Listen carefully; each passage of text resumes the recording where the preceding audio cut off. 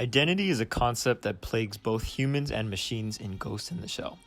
Rupert Sander's live-action Hollywood remake of the film has created controversy in recent years due to the whitewashing of a historically Asian role. The casting of Scarlett Johansson as Motoki Major Kusanagi has sparked backlash from many fans and critics, which may have caused the film to become a box office failure. However, I argue that the introduction of Johansson, along with other major changes, were needed for the film to perform in a Western market, and that the whitewashing does not justify the film's failure. I will analyze how the 2017 remake has changed textually from the original, and why these changes were needed to appeal to a Western audience.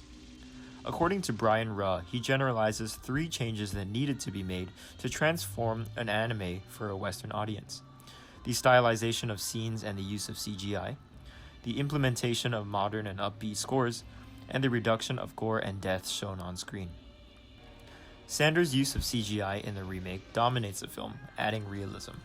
Most of the highest-grossing films of all time, many of which are sci-fi action films like Ghost in the Shell, use some form of CGI, which indicates popularity for these kinds of films. This may be an example of how Sanders had to adapt the film to make it more palatable for a Western audience. Anime series have also used computer animation to aid with illustrations. According to Hayao Miyazaki in a 1993 interview with Animerica, Miyazaki states that he uses computer animations to help him draw his backgrounds.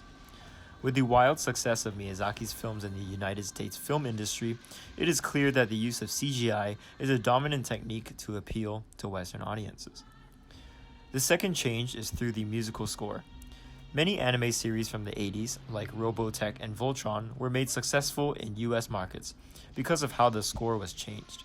The introduction of new and modern music in adaptations of anime was done to supplement dead spots in the original anime. Watch this identical fight scene of Major defeating a hacked cyborg.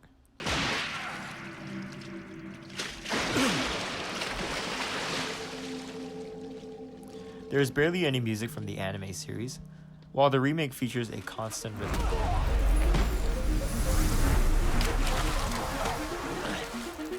This remake score creates a sense of urgency and mystery to the scene, which ties in with the theme of ambiguous identity. Thus, the music helps the audience understand the tone of the scene. The third change in the film is through the reduction of gore and death. Many anime series are known for their depictions of blood and gore. However, the standards for US syndication considered gory scenes taboo. Although these regulations are laxer now than in the 1980s, censorship regarding death and gore is still important for a PG-13 film like Ghost in the Shell. Compare these two scenes from the 1995 film and the Hollywood remake. While the mayor is half human, half machine, the humanness of his death is emphasized through mise-en-scène. The red blood landing on the lens of the camera and covering the majority of the screen in red, and the human spine filling the middle third of the frame, refers to one of the underlying themes of both films. Despite the coexistence of man and machine, there will always be the essence of humanness in an altered body. In contrast, Sanders chooses to have robot geishas die instead of humans. The lack of humanness in these characters is emphasized early in the film through close-ups and dialogue, which help the audience dehumanize them.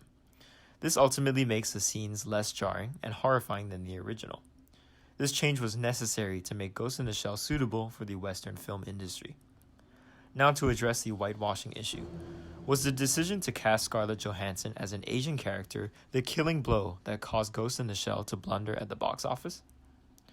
According to a research study conducted by Almer et al., the findings showed an anti-Asian bias for actors in films, and a preference for white actors was highest among an Asian audience. This ties in with the taste of certain Asian cultures where whiteness is associated with beauty. This raises more questions that can be answered through further discussion. To conclude, perhaps it was a group of vocal Americans who voiced their displeasure with whitewashing, which created the controversy. Further questions must be asked about why the film blundered at the box office. Was it the fault of Paramount Pictures and DreamWorks distribution methods that failed to increase viewership? Or was it the removal of certain Japanese cultural odors that made the film less attractive?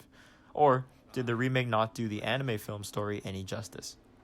Ultimately, Rupert Sanders had to make necessary changes for the film to perform in a Western market, although the question of why it still failed remains unanswered.